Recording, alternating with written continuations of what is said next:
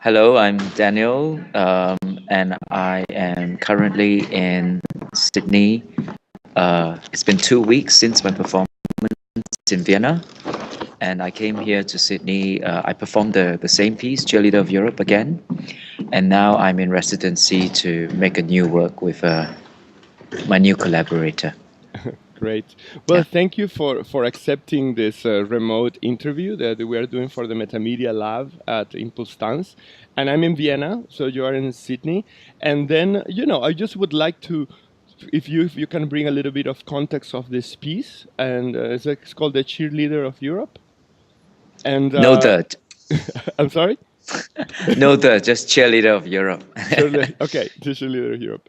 Yes. So, and then you tell us a little bit of about that piece, and we take it from there. The piece that I made, Cheerleader of Europe, was a result of spending some time in Europe over the last few years. Arriving in Europe in 2010, just when I started hearing about an economic crisis kicking off in Greece. And I started thinking about the fact that I'm Asian and finding myself in this landscape that is suddenly reflecting on many things, not just about economics, but also its politics and culture.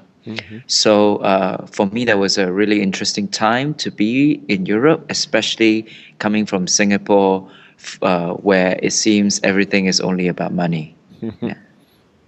Yeah, and then you started working in relationship to, because what I saw is like trying to put together a quite layered landscape in relationship to, crisis, poverty, and also the particularity of being performing this piece. That's something I noticed in the kind of some kind of the epicenter of European dance. So I feel like there was also this kind of innuendo in relationship to the dance in itself, because you Mm. also embodies a very peculiar kind of dancing. So can you tell us a little bit of your approximation to the work, or how would you come to these different layers and Uh, metaphors? I think initially I was, because I used to be a pole dancer, or rather, I'm also a trained pole dancer. And with that, I think a lot about how the pole dancer, Mm. um, the form of the Hmm. dance, as well as the function of the pole dancer, in Yeah. the specific ways in which the pole dancer, who conventionally might be a stripper as well, Hmm. uh, how she relates to her audience, through a very specific relationship. And then it was then I started thinking about the cheerleader, who is this symbol of economic optimism, Hmm. a youthful blonde American girl who smiles and uses her body, her voice to also develop a very specific relationship with the crowd. And so for me, that was the initial interesting departure point, and to think about how, as an alien in Europe, which I sometimes feel, uh, s- uh, uh, I sometimes feel quite strongly as an outsider, as a foreigner, and then there is this specific relationship with the European milieu that I that I want, and it's about an exchange. There's something that I need from Europe, and something that perhaps as an artist I need to think about what I'm giving back as well. So it was from this point that got me working on this cheerleading project. Yeah. And then you use kind of devices in relationship to, I'm just going to say a little bit of audience participation and storytelling. So you weave kind of different tropes or gestures, like in storytelling, and almost like from kind of crossing a little bit the queerness in the piece, because you are like, oh, what's going on, and in a quite interesting way, this juxtaposition. So, and then specifically with this performance that I witnessed, that we have the opportunity to see the opening. I was telling you in the beginning that I felt that I really like how you handle it, because it was extremely hard. It felt that there was something about the theme that was for me hitting so kind of the heart of the European, mostly Eurocentric European crowd that was in the.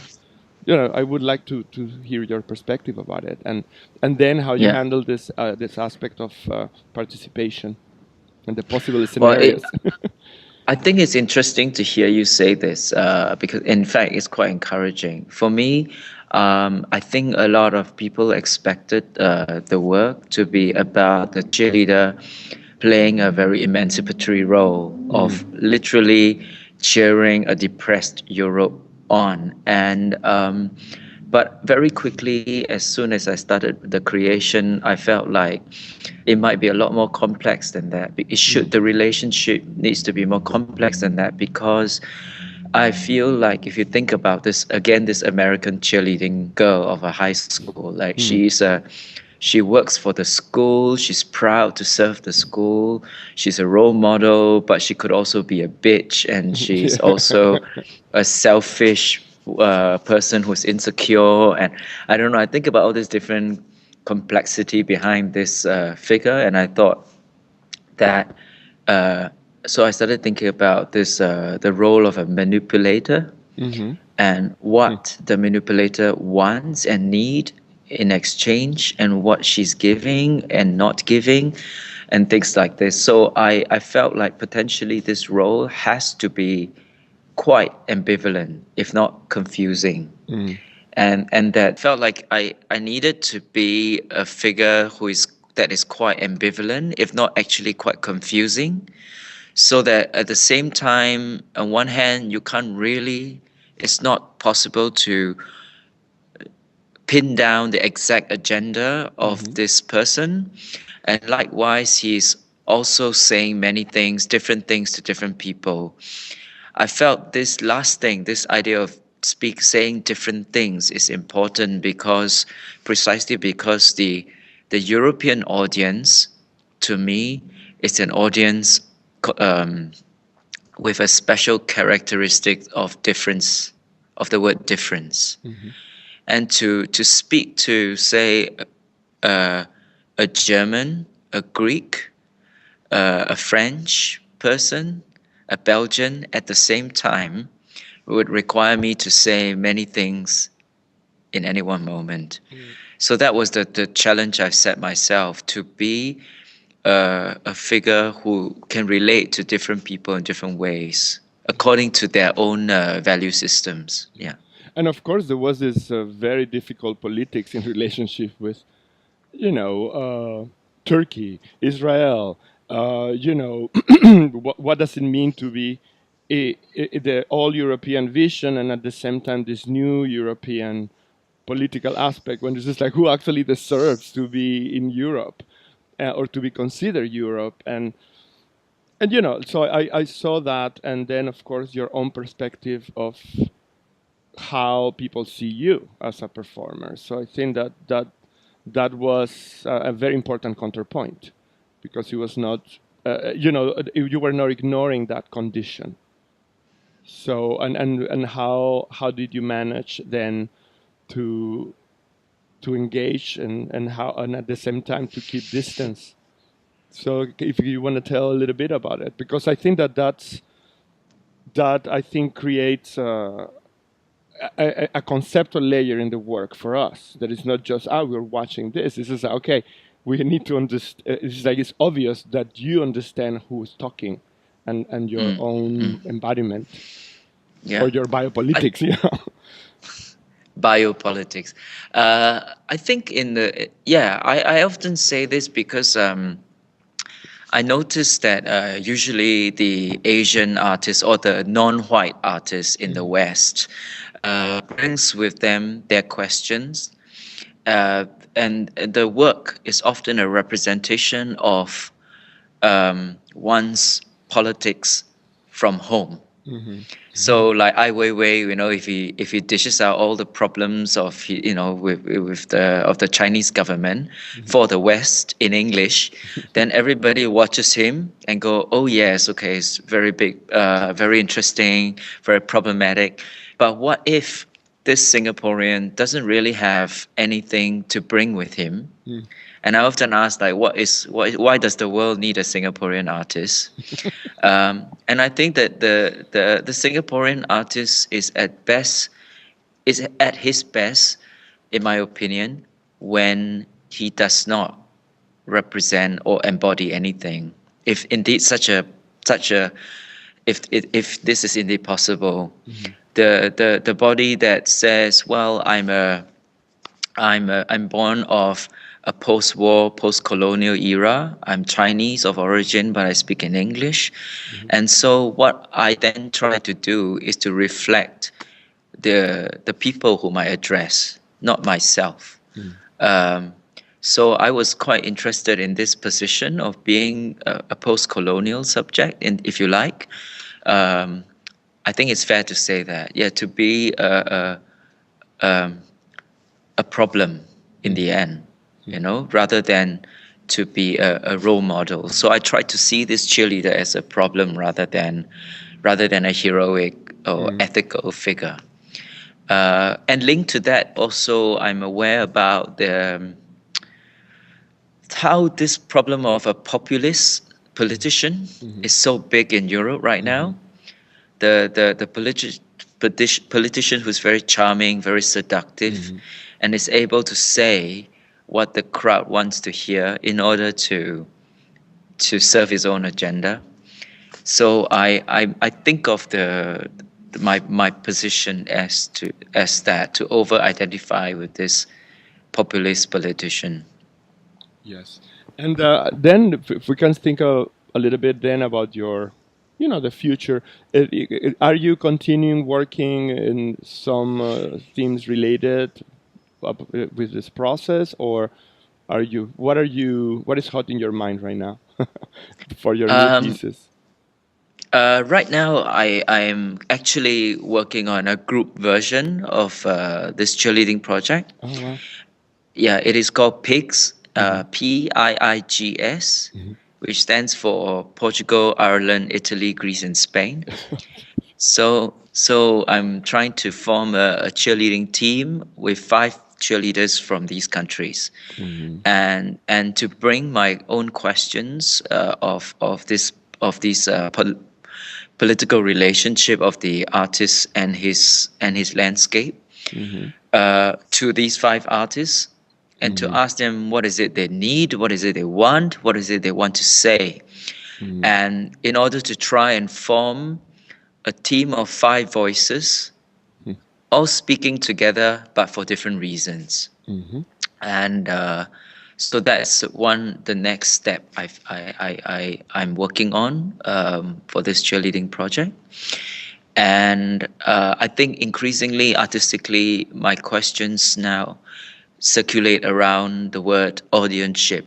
The word audienceship, audienceship as opposed to spectatorship, audienceship as opposed to audience only.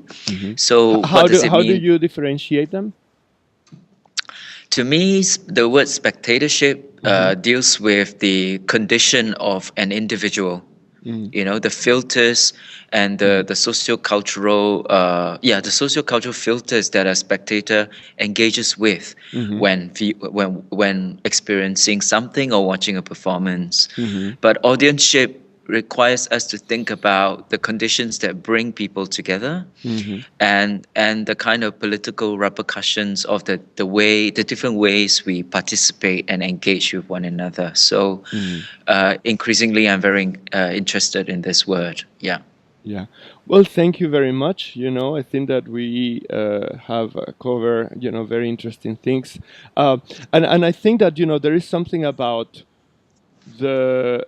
how, I'm just curious about what influences do you consider in your work? If you feel like, okay, you come from, like you said, this really interesting, influence, or your training in pole dancing, but at the same time, you have this very conceptually and politicized perspective in relation to the conditions in which the performances happen.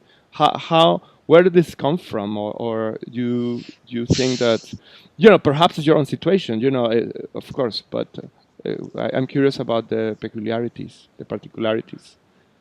I think, yeah, it is the both. It comes from both a personal interest to be involved in academic artistic research on the one hand, and on the other hand to be very interested in dancing. Something dancing in a banal sort of way, like Mm. going clubbing. I'm interested in a lot of this street dance, Uh-huh. as opposed to dance from high art, Yeah. as opposed to ballet and contemporary dance as we know it. Yeah. And Yeah. so I enjoy very much the athleticism and the virtuosity Mm-hmm. that pop dance or street dance requires, Mm-hmm. and to think about the spectacle of performance academically through these dances, as well as the other way around. That's So great. I think that's what drives me at the moment. Yeah. Yeah. Well, thank you again. This is really great. And good luck with everything over there in Australia. In Sydney, are you going somewhere else in Australia or staying in Sydney for a while? No, just here for another week. Then I go to Europe again. Yeah. Okay. Okay. Okay. So hope to see you soon and continue the conversation. Okay. Thank you for the call. Yeah. Cool.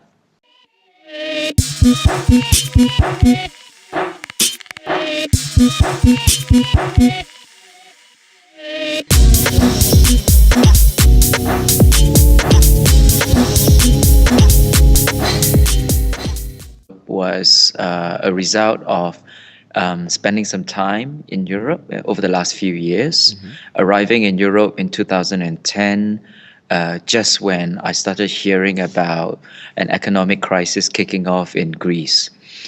And I started thinking about the fact that I'm Asian and finding myself in this landscape that is suddenly reflecting on many things, not just about economics, but also its politics and culture. So for In this remote interview that we are doing for the Metamedia Lab at ImPulstanz, and I'm in Vienna, so you are in Sydney. And then, I just would like to, if you can bring a little bit of context of this piece, and it's called the Cheerleader of Europe. And noted, I'm sorry. noted, just cheerleader of Europe. Okay, the Cheerleader of Europe. Yes. So, and then you tell us a little bit about that piece, and we take it from there. The piece that I made, Cheerleader of Europe, me, that was a really interesting time to be in Europe, especially coming from Singapore, where it seems everything is only about money. Yeah. Yeah, and then you started working in relationship to, because what I saw is like trying to put together a quite layered landscape in relationship to, crisis, poverty, and also the particularity of being performing this piece. That's something I noticed in the some kind of the epicenter of European dance. So I feel like there was also this kind of innuendo in relationship to the dance in itself, because you also embodies a very peculiar kind of dancing. So can you tell us a little bit of your approximation to the work, or how would you come to these different layers and metaphors? I think initially I was, because I used to be a pole dancer, or rather, I'm also a trained pole dancer. And with that,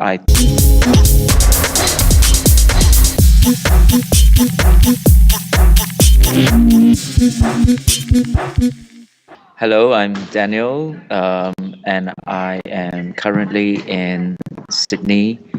It's been 2 weeks since my performance in Vienna, and I came here to Sydney. I performed the same piece, Cheerleader of Europe, again, and now I'm in residency to make a new work with my new collaborator. Great. Well, thank you for accepting